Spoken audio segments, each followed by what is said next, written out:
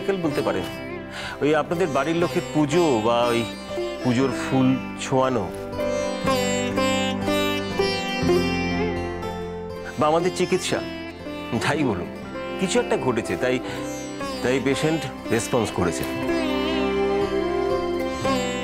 তবে হ্যাঁ, 72 ঘন্টার আগে আমরা কিছু বলতে পারবো না। অনেক সময় এই মুহূর্তে অনেক কিছু ঘটতে পারে, তাই 72 ঘন্টা আমাদের কাছে খুব ইম্পর্টেন্ট।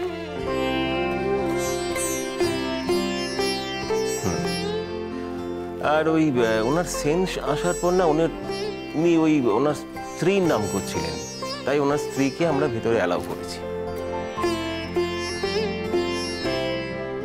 কি জানেন, অনেক সময় বাড়ির লোকের সাপোর্ট, বাড়ির লোকের মুখ দেখলে একটা ইমপ্রেশন তৈরি হয়, তখন বাঁচার ইচ্ছাটা খুব তীব্র হয়ে ওঠে। পেশেন্টও সার্ভাইভ করতে শুরু করে। হ্যাঁ, তাই ওনার স্ত্রীকে আমরা ভেতরে পাঠিয়েছি।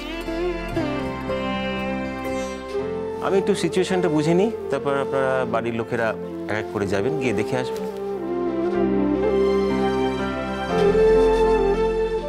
হ্যাঁ, কারণ ডক্টর ওনার ছেলেমেয়েরাও একবার দেখা করতে চাইছেন, আমরাও চাইছি যদি একবার আমরা চোখে দেখা দেখতে পাই তো। আপনি যান না, আপনি যান ভেতরে, তবে হ্যাঁ 2-1 মিনিটের বেশি থাকবেন না। সিচুয়েশন বুঝে আপনি বাইরে এসে আবার অন্যকে পাঠাবেন। দেখুন, আমরা কিন্তু ওনাকে খুব স্ট্রং মনিটরিংয়ে রাখছি। ভেতরে সিস্টার আছে, যান, কিন্তু একবার দেখেই চলে আসবেন। Thank you. ডিঙ্কা, তোমাদের মধ্যে কেউ যাক বরং। না না রোহিত আঙ্কেল, তুমি যাও, মানে তুমি কি সিচুয়েশনটা দেখো কি, তারপর আমরা যাব। এমনি তো 3 জনকে তো একসাথে যেতে দেবে না।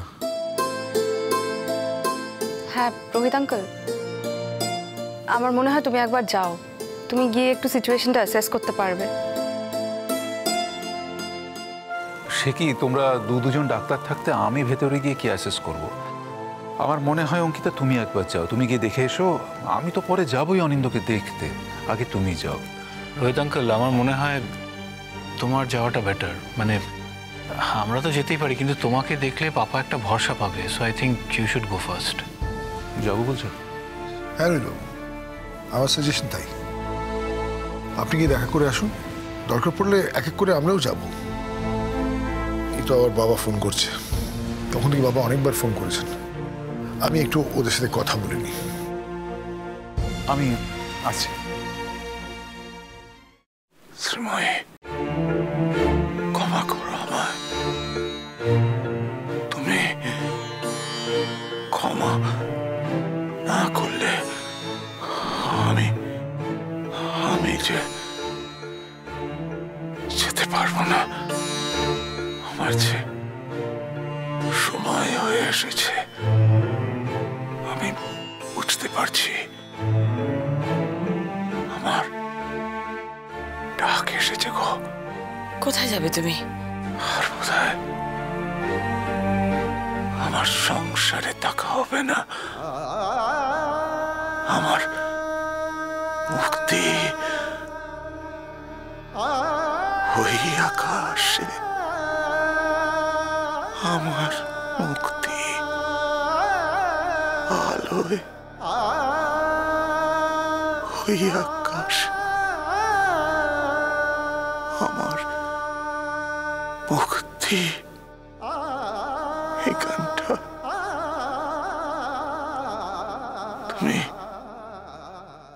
তুমি বড় ভালো গাইতে শ্রীময়ী। কেন এই সমস্ত কথা বলছো? আমরা সবাই মিলে এত চেষ্টা করছি এসব কথা শোনার জন্য। ডাক্তাররা কি অক্লান্ত পরিশ্রম করেছেন তোমাকে বাঁচিয়ে তোলার জন্য। আর কারোর জন্য না হোক, তোমার 3 ছেলেমেয়ের জন্য তো তোমাকে বাঁচতে হবে। আমি বাঁচতে চাই। আমি সব কালিমা মুছে ফেলে আবার নতুন করে সব শুরু করতে চাই, কিন্তু আমি জানি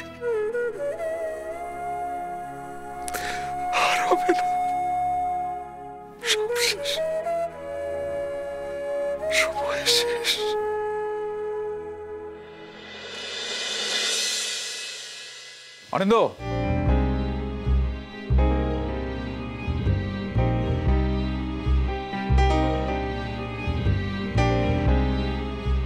কংগ্রাচুলেশনস। কেন? বারে, এত বড় একটা যুদ্ধ জয় করলেন, কি লড়াই লড়লেন আপনি। আমি ছিলাম না, এসে সবটা শুনলাম। সুপার। আপনাকে কংগ্রাচুলেট না করে পারি? কখন এলেন রোহিতা? এই তো খানিকক্ষণ। দেখুন না কি সব উল্টোপাল্টা কথা বলছে। ভুল বলিনি, আমার মন বলছে, আমার অনুভূতি, আমার অন্তরাত্মা, আমার সময় শেষ।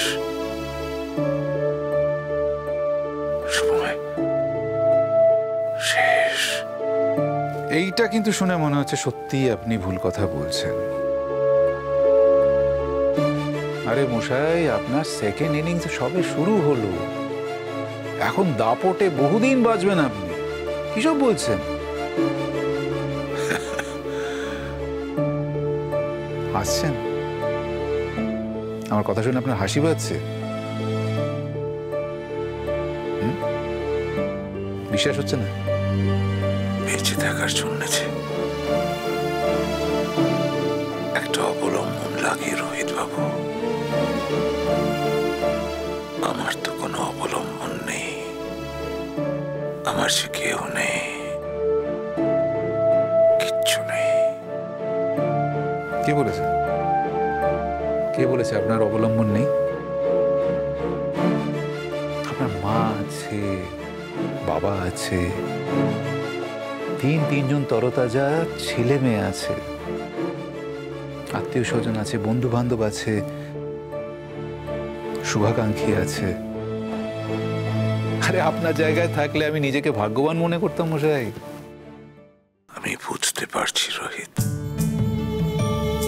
আমি বুঝতে পারছি আমার সময় শেষ। রোহিত বাবু, আমায় একটা কথা দেবেন রোহিত বাবু? কি কথা? আগে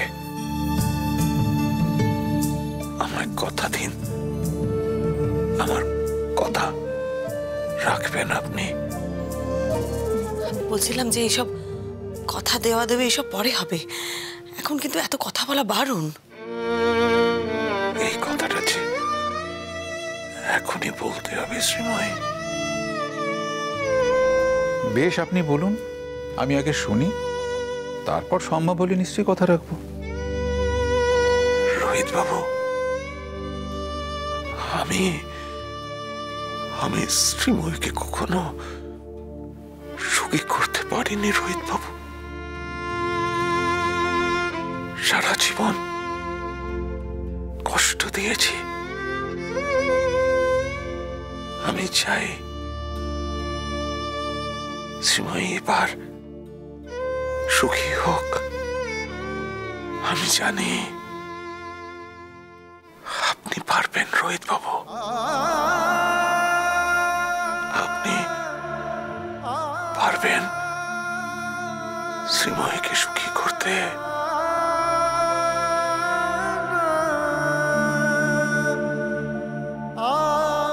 আমি তো কোনোদিন শ্রীময়ীর যোগ্য ছিলাম না, আপনি তো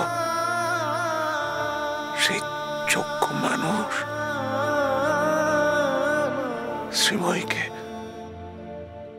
সম্মান দিয়ে আপনার পাশে রাখুন রোহিত বাবু।